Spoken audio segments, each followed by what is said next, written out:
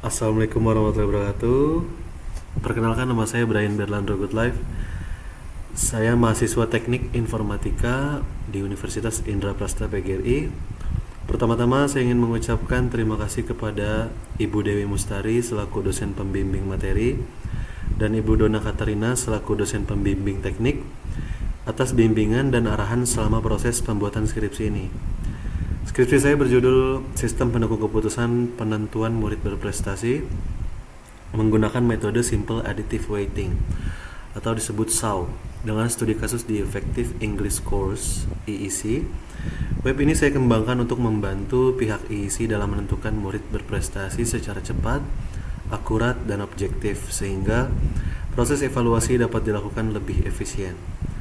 Dalam pembuatan web ini, saya menggunakan beberapa teknologi yaitu React.js untuk front-end-nya atau untuk mengembangkan antarmuka, lalu Express.js dan Node.js untuk back-end-nya untuk mengatur data dari API dan lainnya, dan Tailwind CSS untuk styling dan MongoDB sebagai database-nya. Lalu selanjutnya, saya akan menunjukkan demo sistem ini dan bagaimana web ini membantu proses penentuan murid berprestasi di EEC. Dimana kita bisa lihat di sini saya menggunakan React.js. Ini adalah struktur kodenya dan foldernya. Ini sebagai front end-nya, dimana untuk menjalankannya saya akan menggunakan npm rundev di terminalnya. Lalu sistem akan berjalan. Di sini saya membuat struktur front end menggunakan React dan juga Tailwind CSS sebagai stylingnya. Lalu di sini di bagian backend-nya, di mana saya membuat struktur endpoint untuk API dan juga untuk mengkoneksikan database dengan sistemnya. Di sini juga saya membuat beberapa middleware seperti untuk security-nya ketika admin login, ada rutenya juga, ada kriteria, ada model, ada controllers-nya dan lainnya. Oke, mungkin kita mulai saja untuk demonstrasi website saya. Yang pertama saya akan memasukkan emailnya dulu. Saya akan mencoba dengan email yang salah terlebih dahulu. Saya coba untuk mungkin admin@gmail.com. Lalu passwordnya saya akan memasukkan EEC1234. Lalu saya akan mencoba login. Oke, sistem menjawab, merespon dengan memberikan modal notif tadi dan juga di sini, yaitu email tidak valid. Dimana di sini berarti email yang digunakan tidak sesuai. Sekarang saya coba dengan email sesuai namun password yang salah. Oke, password tidak valid. Di sini saya menggunakan pesan-pesan yang sesuai yang dikirimkan dari backend ke frontend agar user tidak kebingungan di bagian mana user salah input. Jadi user tahu kalau di sini yang salah adalah di bagian passwordnya. Oke, jadi password yang mana adalah EEC 1, 2, 3, 4, dan 5. Oke, sekarang login. Ketika login di sini, kita bisa lihat di sini di aplikasinya bahwa ada token yang kita dapatkan dan juga ada usernya. Di sini ada tokennya dan token ini berfungsi untuk misalkan saya hapus token ini dan user ini saya hapus. Ketika saya refresh, nah user tidak akan bisa masuk ke page lain atau halaman lain. Misalkan saya masuk ke halaman dashboard tadi ya. Nah, dia akan kembali lagi ke login. Lalu ketika kita coba lagi masuk ke misalkan peringkat, tidak bisa lagi karena tentu saja di sini security-nya adalah user tidak akan bisa pindah ke halaman manapun sebelum dia mendapatkan token ketika ketika berhasil login. Oke, kita coba lagi. Admin isi @gmail.com dan passwordnya adalah isi 12345. Oke, login berhasil. Di sini di halaman dashboard atau halaman utama terdapat beberapa card, yaitu total siswa, total kriteria, dan total penilaian. Meskipun di bagian total penilaian ini masih menggunakan data dummy atau data yang tidak pasti. Di sini ada penjelasan juga, penjelasan mengenai dashboard ini, pengingat. Ini hanya sebagai isinya saja. Lalu di tahap kedua, di page kedua, halaman kedua, di sini ada data alternatif siswa. Di mana di sini adalah tempat untuk admin untuk menginput sisa siswa yang mau dimasukkan ke dalam sistem ini. Di sini sudah terdapat 12 siswa di kelas beginner B.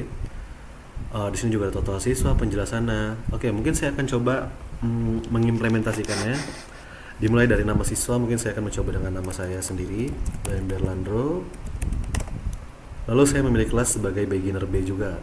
Saya akan tambahkan total siswa bertambah secara real time dan data table juga bertambah secara real time. Di sini saya juga ada fitur edit, di mana nama akan kembali lagi ke sini.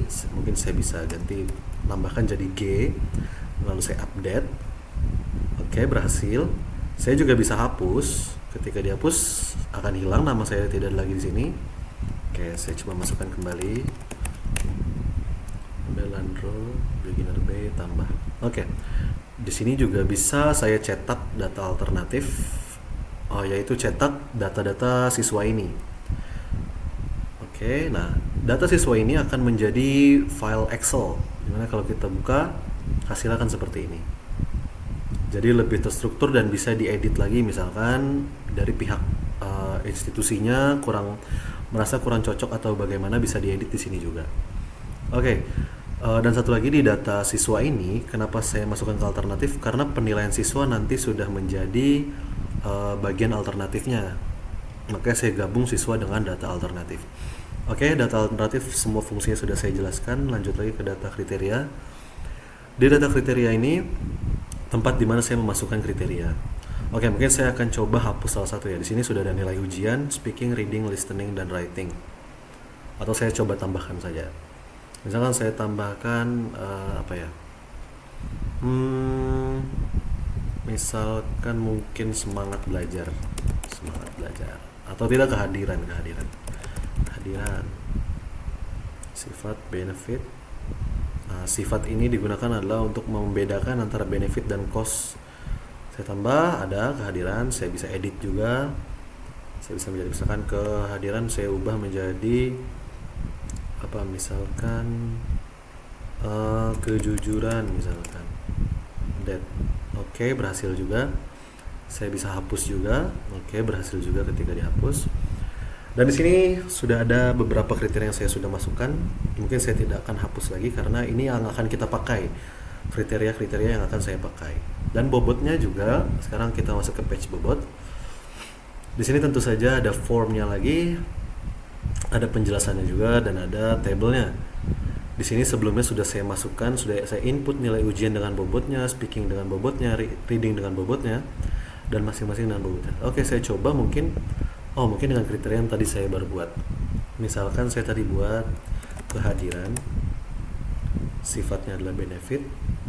Oke, sudah masuk. Saya kembali ke bobot. Saya pilih kriterianya yang kehadiran. Bobotnya mungkin akan saya tambahkan menjadi misalkan 0,10. Oke, tambah. Oke, jadi 0,1 di sini karena dibulatkan. Oke, lanjut ke penilaian dan perhitungan. Di sini sebetulnya sudah ada semuanya lengkap. Mungkin yang tadi saya akan hapus saja supaya tidak mengganggu penilaian. Oke, yang ini juga saya hapus dulu kehadirannya. Oke, sudah. Di bagian penilaian dan perhitungan, di sini sebenarnya sudah terdapat data-data yang tadi, nilainya juga saya sudah input semuanya. Dari lembaganya juga saya sudah ambil datanya, saya input masing-masing nilainya. Dan sudah melakukan proses perhitungan. Oke, sekarang kita coba langsung studi kasusnya, yaitu tadi saya mencoba nama saya. Misalkan nilai ujian saya mungkin saya bikin setengah-setengah lah ya, tidak terlalu bagus dan tidak terlalu buruk, 90. Di kriteria speaking saya memasukkan nilai misalkan 85. Readingnya atau membacanya saya memberikan nilai 80, listeningnya saya memberikan nilai 95, writingnya saya memberikan nilai 8 atau 75 boleh. Lalu saya klik tambah. Oke, alternatif sudah masuk dengan nilai-nilainya. Tentu saja editnya juga bisa. Saya bisa mengedit lagi, misalkan nilai ini terlalu kecil, 80 saja. Update. Oke, sudah bisa. Dan dihapus juga tentu saja bisa. Sekarang kita lihat, mungkin di sini belum ada nama saya, di hasil perhitungannya belum ada nama saya. Kita bisa melihat ini adalah nama-nama murid yang sebelumnya sudah saya input. Sekarang ketika saya proses perhitungan, akan muncul alert, yaitu perhitungan berhasil dilakukan dan disimpan. Sekarang kita lihat. Oke. Kita harus refresh sedikit. Nah, oke. Di sini sudah ada nama saya. Ini oke. Nama saya sudah masuk dengan nilai akhir 0,887. Oke. Lanjut lagi ke peringkat. Di sini ketika kita lihat nama saya juga sudah masuk ya di peringkat ke-10, yang dimana peringkat pertama itu terdapat Arsyad Umar dengan nilai full 1 atau 100 mungkin disebut ya, nilai akhirnya. Dan nilai saya di sini, nilai akhir saya adalah 0,88 dan berada di peringkat 10. Dan hasil penilaian ini mungkin dari pihak lembaga ingin mencetaknya, ingin menyimpannya di Excel, juga bisa dicetak dengan klik cetak laporan dan akan langsung terdownload. Ada laporan ranking, oke, kita sudah dapatkan. Ya, mungkin itu saja. Oh, masih ada lagi. Cetak laporan ini juga dibuat, dijalankan menggunakan logic yang berada di backend. Semuanya ada di backend untuk bagian cetak laporan dan semacamnya. Dan untuk overall sih udah selesai semua. Di sini juga ada admin yang tadi sudah berhasil login. Dan kalau kita klik logout, selesai. Kita tidak bisa lagi masuk ke halaman tersebut. Tidak akan bisa. Ke halaman kriteria juga tidak akan bisa. Ke halaman peringkat juga tidak akan bisa. Oke, dan sebaliknya, saya ulang sekali lagi, jika saya masuk lagi ke halaman tersebut, admin isi itu. Oke. Nah, saya tidak akan bisa juga masuk ke halaman auth login. Oke.